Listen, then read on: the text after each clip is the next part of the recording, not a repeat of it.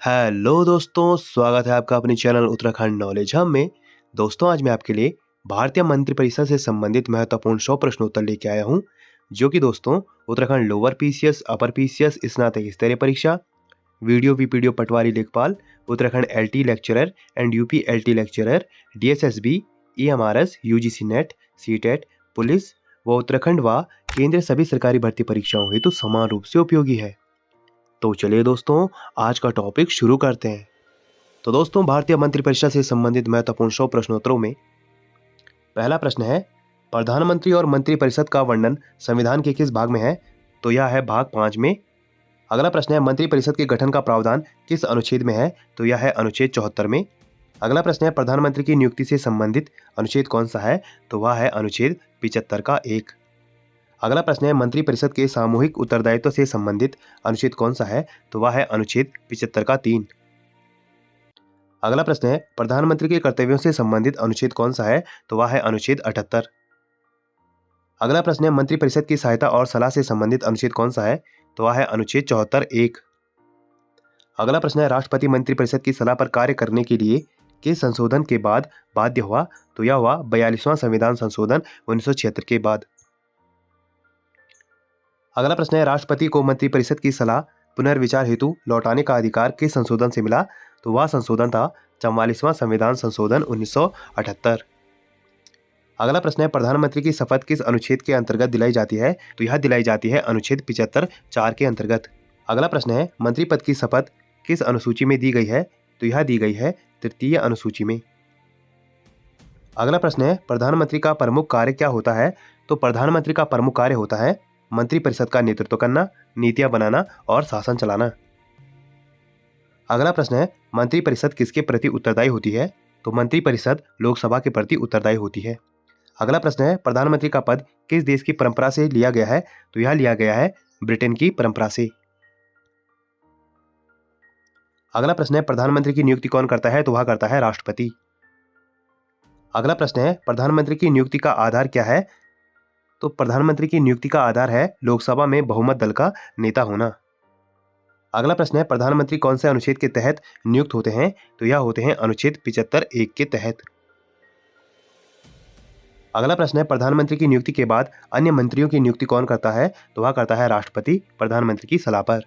अगला प्रश्न है, प्रधानमंत्री को शपथ कौन दिलाता है? तो वह दिलाता है राष्ट्रपति। अगला प्रश्न है, प्रधानमंत्री का वेतन कौन निर्धारित करता है? तो वह करती है संसद। अगला प्रश्न है, प्रधानमंत्री की शपथ में क्या 2 प्रतिज्ञाएं होती हैं? तो वह होती हैं निष्ठा और गोपनीयता। अगला प्रश्न है, प्रधानमंत्री का आधिकारिक निवास कहाँ है? तो यह है 7 लोक कल्याण मार्ग, नई दिल्ली। अगला प्रश्न है, वर्तमान 2025 में भारत के प्रधानमंत्री कौन है? तो वह है नरेंद्र दामोदर दास मोदी। अगला प्रश्न है, नरेंद्र मोदी कितनेवें प्रधानमंत्री हैं? तो यह है 14वें प्रधानमंत्री।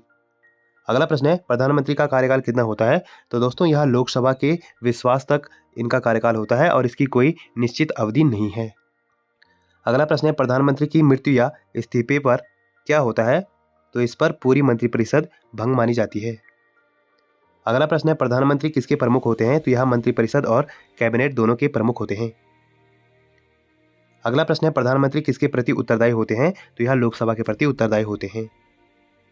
अगला प्रश्न है, प्रधानमंत्री के त्यागपत्र के बाद नई सरकार कौन बनाता है? तो वह बनाता है राष्ट्रपति और दोस्तों वह नए बहुमत दल के नेता को नियुक्त करता है।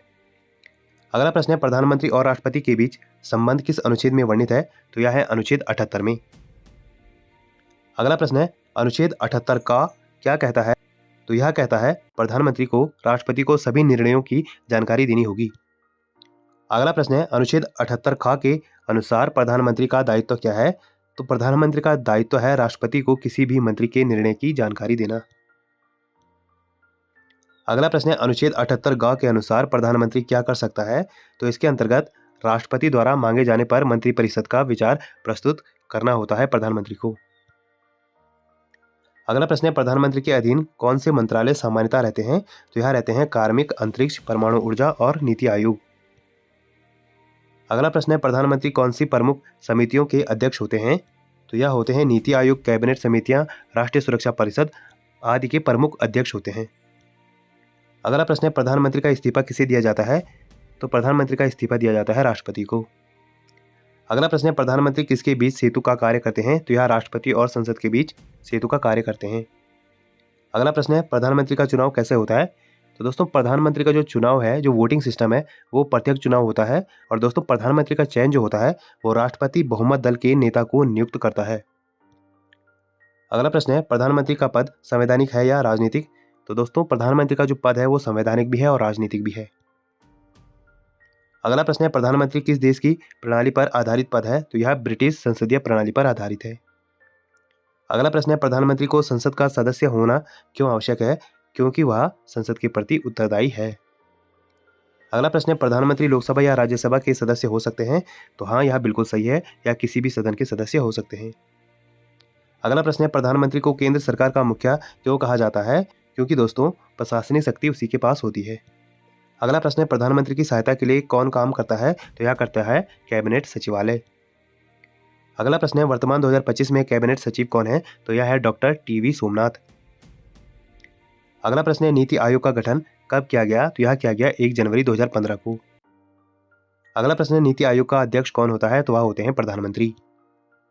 अगला प्रश्न है, नीति आयोग के उपाध्यक्ष 2025 कौन है? तो वह है सुमन बेरी। अगला प्रश्न है, प्रधानमंत्री का मुख्य दायित्व क्या है? तो इनका मुख्य दायित्व है मंत्रिपरिषद के कार्यों का समन्वय करना। अगला प्रश्न है, प्रधानमंत्री का अविश्वास प्रस्ताव कौन ला सकता है? तो यह लोकसभा के सदस्य ला सकते हैं। अगला प्रश्न है, अविश्वास प्रस्ताव पारित होने पर क्या होता है? तो अविश्वास प्रस्ताव पारित होने पर प्रधानमंत्री और पूरी मंत्रिपरिषद को त्यागपत्र देना होता है। अगला प्रश्न है, प्रधानमंत्री कौन से संशोधन से राष्ट्रपति के प्रति बाध्यकारी हुआ? तो यह हुआ 42वां संविधान संशोधन से। अगला प्रश्न है, प्रधानमंत्री की सलाह पर राष्ट्रपति क्या कर सकता है? तो राष्ट्रपति लोकसभा भंग कर सकता है। अगला प्रश्न है, प्रधानमंत्री की नियुक्ति का उल्लेख कहाँ नहीं है?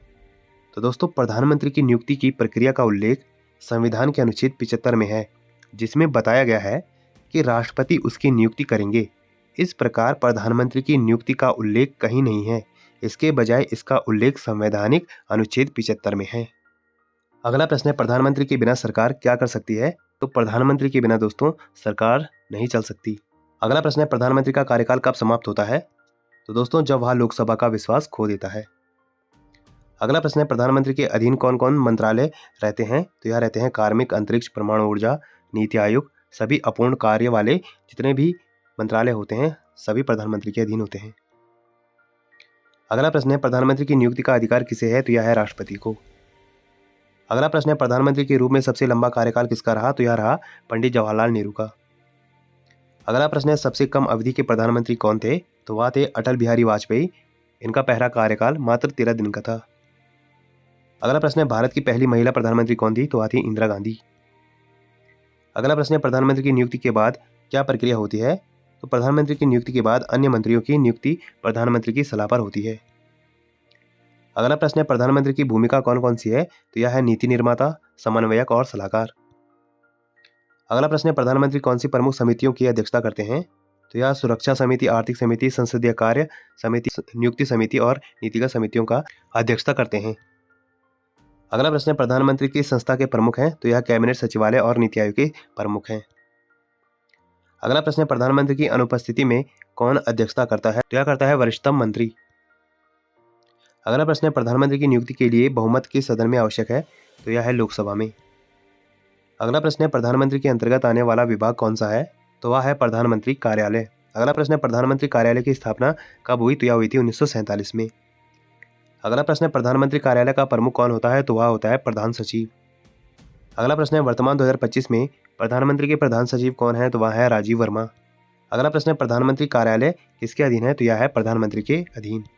अगला प्रश्न है, प्रधानमंत्री की सिफारिश पर कौन सा आयोग गठित किया गया था? तो यह किया गया था नीति आयोग 2015 में।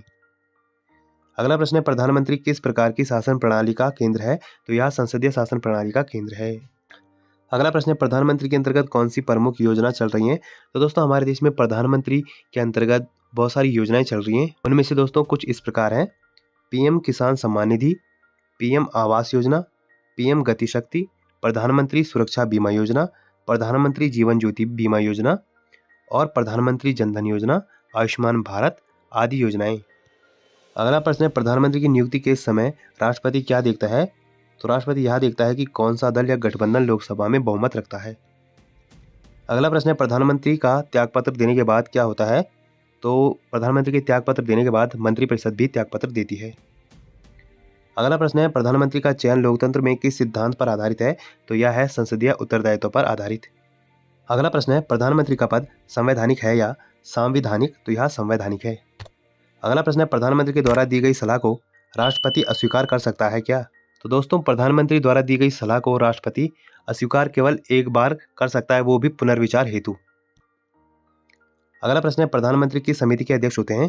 तो दोस्तों, यह कैबिनेट की नियुक्ति समिति, कैबिनेट की आर्थिक समिति, कैबिनेट की रक्षा समिति और अंतर्राज्यीय परिषद इसमें दोस्तों शामिल होते हैं, जिनके ये अध्यक्ष होते हैं। अगला प्रश्न है, प्रधानमंत्री की सिफारिश पर कौन नियुक्त होता है? तो प्रधानमंत्री की सिफारिश पर प्रमुख सचिव, कैबिनेट सचिव, सचिव आदि नियुक्त होते हैं। अगला प्रश्न है, प्रधानमंत्री की सिफारिश पर लोकसभा कब भंग होती है? तो दोस्तों, वह तब भंग होती है जब सरकार बहुमत खो देती है या चुनाव आवश्यक हो। अगला प्रश्न है, प्रधानमंत्री किसे रिपोर्ट प्रस्तुत करता है? तो यह राष्ट्रपति को रिपोर्ट प्रस्तुत करता है। अगला प्रश्न है, प्रधानमंत्री के अंतर्गत कौन कौन सी प्रमुख एजेंसियां कार्य करती हैं? तो यह है रॉ, नीति आयोग और पीएमओ। अगला प्रश्न है, प्रधानमंत्री का पद किस वर्ष अस्तित्व में आया? तो यह 1947 में अस्तित्व में आया। अगला प्रश्न है, स्वतंत्र भारत के पहले प्रधानमंत्री कौन थे? तो वह थे पंडित जवाहरलाल नेहरू। अगला प्रश्न है, प्रथम गैर कांग्रेसी प्रधानमंत्री कौन थे? तो वह थे मोरारजी देसाई। अगला प्रश्न है, प्रथम दलित प्रधानमंत्री कौन थे? तो दोस्तों, अभी तक कोई दलित प्रधानमंत्री नहीं हुए हैं। अगला प्रश्न है, सबसे युवा प्रधानमंत्री कौन थे? तो वह थे राजीव गांधी, यह 40 वर्ष की उम्र में प्रधानमंत्री बने थे। अगला प्रश्न है, प्रधानमंत्री कार्यालय का मुख्यालय कहाँ स्थित है? तो यह है साउथ ब्लॉक, नई दिल्ली में। अगला प्रश्न है, प्रधानमंत्री की सहायता के लिए कौन सी संस्था काम करती है? तो यह करती है कैबिनेट सचिवालय। अगला प्रश्न है, प्रधानमंत्री पद का शपथ ग्रहण कब होता है? तो यह होता है लोकसभा चुनाव के बाद। अगला प्रश्न है, प्रधानमंत्री की नियुक्ति कौन से अनुच्छेद के तहत होती है? तो यह होती है अनुच्छेद 75(1) के तहत। अगला प्रश्न है, प्रधानमंत्री की समिति के अध्यक्ष नहीं होते? तो यह लोक लेखा समिति के अध्यक्ष नहीं होते। अगला प्रश्न है, प्रधानमंत्री के अंतर्गत कौन सी प्रमुख योजना डिजिटल इंडिया से जुड़ी है? तो यह है डिजिटल इंडिया मिशन। अगला प्रश्न है, प्रधानमंत्री और राष्ट्रपति के संबंध संविधान के किस भाग में वर्णित है? तो यह संविधान के भाग 5 में वर्णित है। अगला प्रश्न है, प्रधानमंत्री की नियुक्ति के समय राष्ट्रपति की भूमिका क्या होती है? तो राष्ट्रपति की भूमिका औपचारिक होती है। अगला प्रश्न है, प्रधानमंत्री का हटाया जाना कैसे संभव है? तो यह है लोकसभा में अविश्वास प्रस्ताव पारित होने पर। अगला प्रश्न है, प्रधानमंत्री की सिफारिश पर आपातकाल की घोषणा कौन करता है? तो यह करता है राष्ट्रपति।